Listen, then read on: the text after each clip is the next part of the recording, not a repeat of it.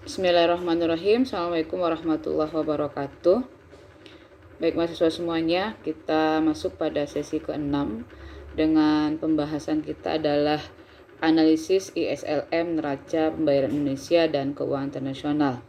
Adapun yang dikatakan IS itu adalah investment saving, kemudian LM itu diartikan liquidity preference money. Nah, kita coba membahas tentang IS dulu ya, atau investment saving. Itu ini hal yang menggambarkan hubungan antara tingkat pendapatan nasional dengan tingkat suku bunga. Nah, kurva ini menunjukkan kombinasi antara pendapatan dan suku bunga yang membuat jumlah belanja agregat sama dengan pendapatan nasional. Kemudian sisi lain tentang LM atau liquidity preference money, ini menggambarkan kombinasi antara suku bunga dan tingkat uang yang mempertahankan kesetimbangan antara pasokan dan permintaan uang. Artinya ISLM ada hubungan antara pendapatan dengan suku bunga. IS itu hubungan pendapatan dengan suku bunga, kemudian LM itu hubungan suku bunga dan tingkat uang.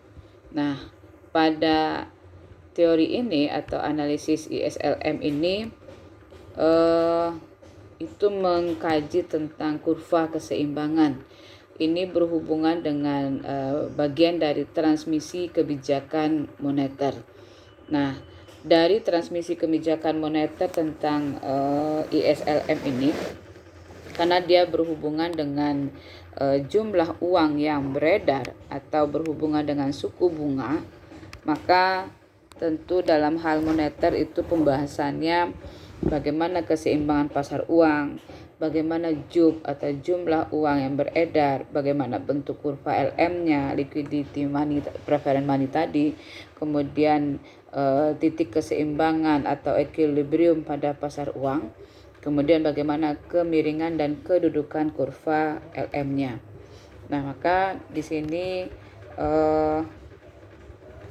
ISLM kalau dilihat dari sisi perspektif ekonomi Islamnya, kurva ISLM diartikan bahwa ini yang berhubungan dengan persoalan perkembangan uang, menjelaskan hubungan antara uang, suku bunga, dan bagaimana bentuk kegiatan perekonomian. Maka di sini dipahami pada kurva ISLM itu merupakan keseimbangan pasar barang. Kemudian sisi lain perkembangan Keynes yang menyatakan juga bahwa ISLM ini merupakan suku bunga yang ditentukan oleh permintaan dan penawaran terhadap uang.